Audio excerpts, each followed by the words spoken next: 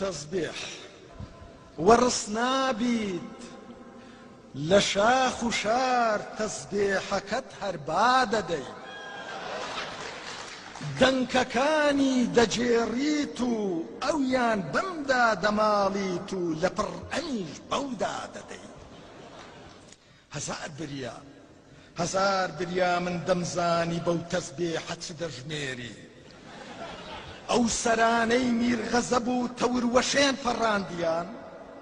ئەو ملانەی ملەستورە دابەستەکان شکاندیان یا ئەو ڕنوە درۆیانەی کۆمایەک بوون هەر هەڵیاندا بوون بەگرد و ئێستا چیان چ دەژمێری و تەواو نابێ ئەو تانکەرە ملحیزانەی میزەڵدانیان نەوتتیایە قەتار قەتار ئاودنگ دەبن هەڵتەک هەڵتەک هەر بەڕێوەن وەک تاژی ڕاو چ دەژمێری شیش و شۆفڵ یا سۆندەی ئاو بورغی و بزمار یا قەلابە و گرێدەری بێخمەی خنکاو چ دەژمێری دەرگەوان و پەردەوان و راپۆرت نووسە خوێن ڕێژەکان یا باجگرە لە شاخ و شار دەست نێژەکان چ دەژمێری ئەو پێتەخت و مێتەختانەی لەم لا هەرخۆت تاڵان کەر و لەولا شەرخۆت سامانیان بووی ئەو ئەنفاچی وانەکانەی لەم سەر دوژمن لەو سەر هەرخۆت مامانیان بوو چ دەژمێری 58 لوغمەکەی گارنەر یا 140 قازووخەکەی پۆل بلێمەر ئەو دەستانەی دەمت لە جێی دەست بۆ بردن ئەو دەستانەی دەمت لە جێی دەست بۆ بردن ئەو پێکانەی بە سەحەتی جەلادان و قوربانیان لە یەک کاتا نۆشت کردن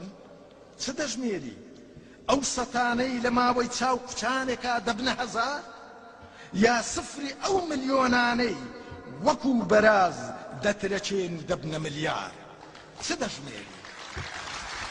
چ دەژمێری و تەواو نابێ ئەو ئاردیجی بەشانانەی وەکو حوشتر یەخیان دەدەی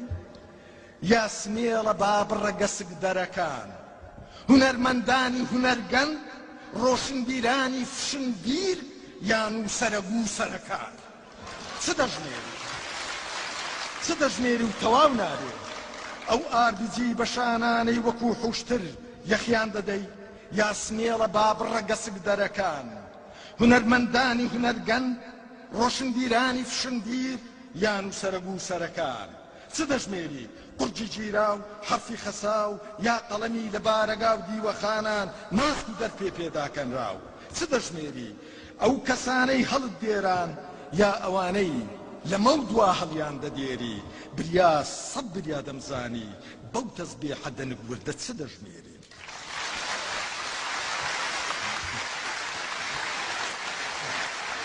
لێوەرە و کەر